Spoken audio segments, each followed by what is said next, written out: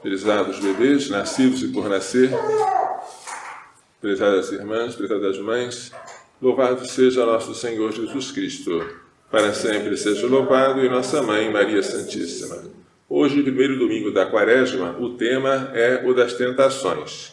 Na primeira leitura, Moisés diz ao povo que quando estiver tomado posse da terra prometida, aquela terra onde corre leite e mel, o povo deverá, como gratidão, como reconhecimento, oferecer a Deus os primeiros frutos da terra, assim como os primeiros filhos dos animais pertenciam ao Senhor, e também os primogênitos dos homens deveriam ser consagrados ao Senhor, os frutos da terra também. Primeira coisa que você colhia, entregava ao Senhor, mas entregava recitando uma fórmula, uma profissão de fé. Meu pai era um arameu errante. Este pai é Jacó. Jacó não tinha moradia fixa, que desceu ao Egito com um punhado de gente. Desceu lá por causa de José, filho de Jacó, que obteve os favores do faraó e se tornou vice-rei. E ali viveu como estrangeiro.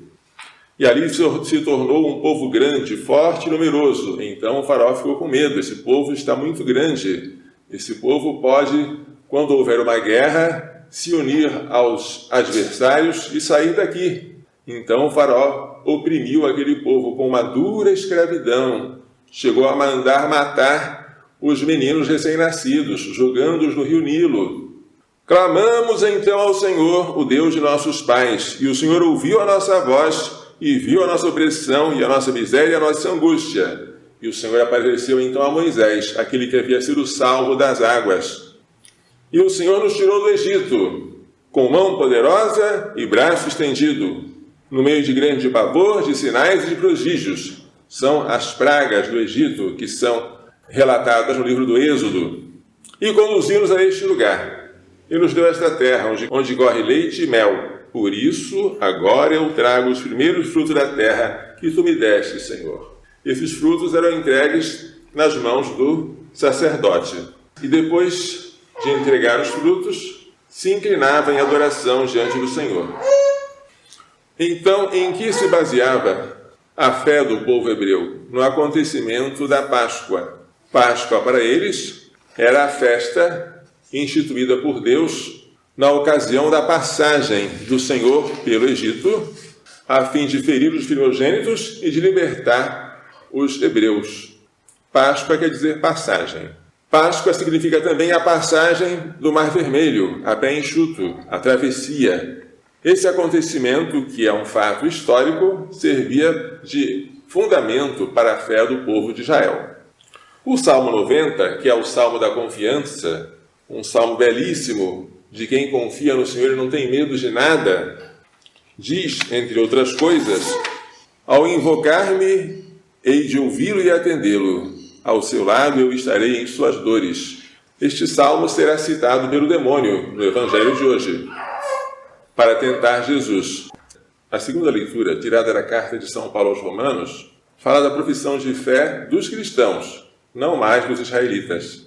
Os cristãos têm a sua fé baseada em um outro fato histórico. Não é mais a saída do Egito, nem a travessia do Mar Vermelho. O fato histórico em que se funda a fé dos cristãos é a ressurreição de Jesus Cristo dentre os mortos ao terceiro dia. Que diz São Paulo: se com a tua boca confessares Jesus como Senhor, e no teu coração creres que Deus o ressuscitou dos mortos, serás salvo. É crendo no coração que se alcança a justiça, e é confessando a fé com a boca que se consegue a salvação. Isso tudo se faz no batismo. No batismo, aquele que vai ser batizado professa a sua fé em Jesus.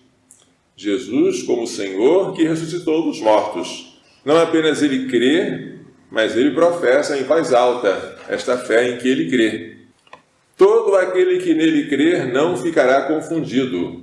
Portanto, nós cremos no Senhor que fez um prodígio sem igual. Ele morreu, ressuscitou, e com este sinal, ele nos provou que a sua cruz não foi em vão, mas que ela veio para nos libertar do pecado e nos devolver a graça e o direito ao céu, a glória do céu.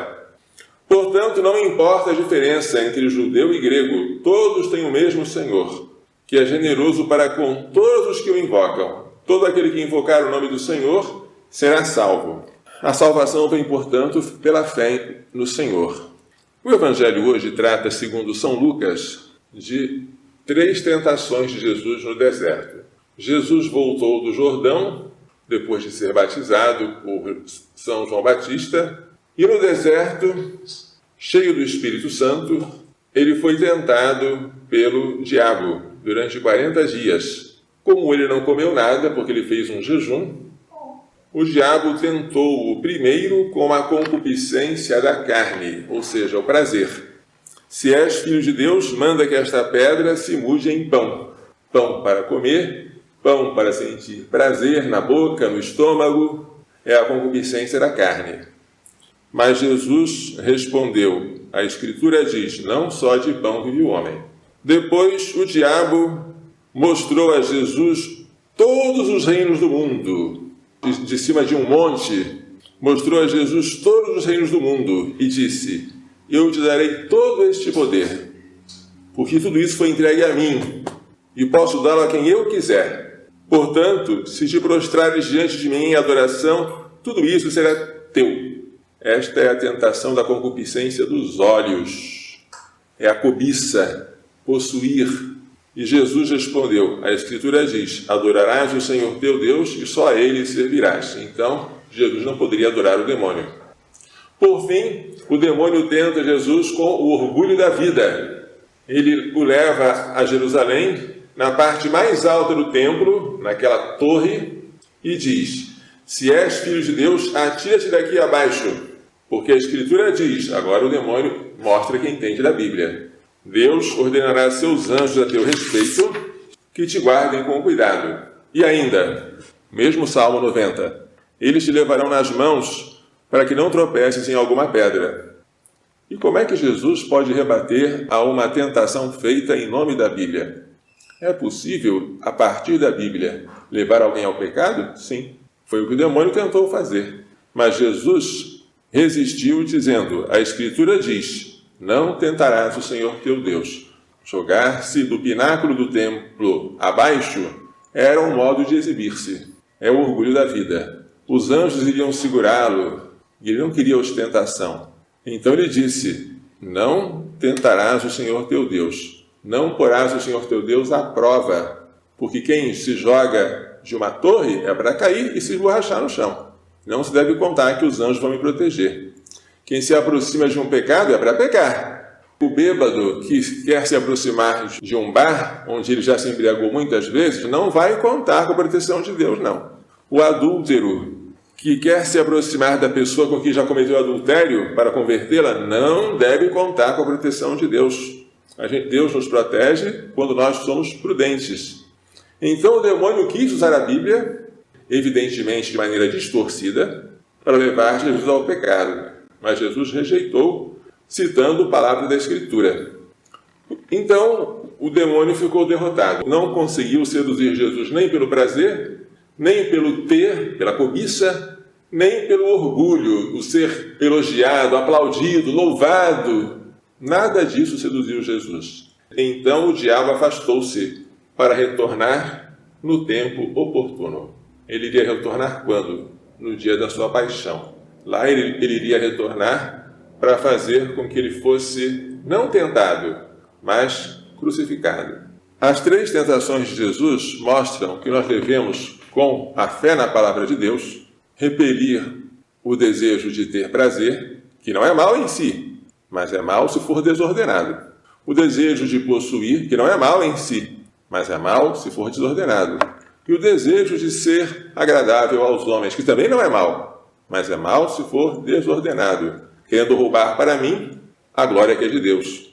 Quando alguém chegar à nossa porta com a Bíblia na mão, dizendo, vamos estudar a Bíblia, o que devemos dizer para essa pessoa? Eu já tenho a Bíblia, eu já sei, eu já estudo a Bíblia. Não, mas eu vou ensinar alguma coisa a mais que você não sabe. Cuidado, essa pessoa que não é católica, que não tem a sua fé, e vai querer te ensinar a Bíblia, ela poderá, a partir da Bíblia, ensinar as coisas mais absurdas. O exemplo clássico, engraçado até, é de alguém que pegou a Bíblia ao acaso e leu aquele versículo. Então, Judas saiu e foi enforcar-se. Fechou a Bíblia, abriu de novo, vai e faze tu o mesmo. A Bíblia está me mandando enforcar-me. Claro que não. Mas se você junta 2 pedaços da Bíblia, você consegue fazer isso e outras barbaridades. Portanto, tomemos cuidado, porque a Bíblia sozinha tem que ser interpretada fielmente pela igreja. A Bíblia foi entregue à igreja para que ela aguardasse e a interpretasse fielmente para nós. A tentação da carne se repele pelo jejum. Jejum aqui é entendido como toda mortificação dos sentidos. A tentação da cobiça dos olhos se combate pela esmola. Em vez de cobiçar, você agora vai dar o que sobra para quem não tem. E a tentação de orgulhar-se, de ser louvado, se combate com a oração humilde, com que você louva a Deus e reconhece que você é criatura dependente do Criador, que você é um pecador necessitado de um Salvador. E assim você dá a Deus a glória que é de Deus. Vamos pedir, portanto, a Maria Santíssima que nos faça entender e pôr em prática as lições desta liturgia durante esta quaresma que se inicia. Louvado seja nosso Senhor Jesus Cristo. Para sempre seja louvado em nossa Mãe Maria Santíssima.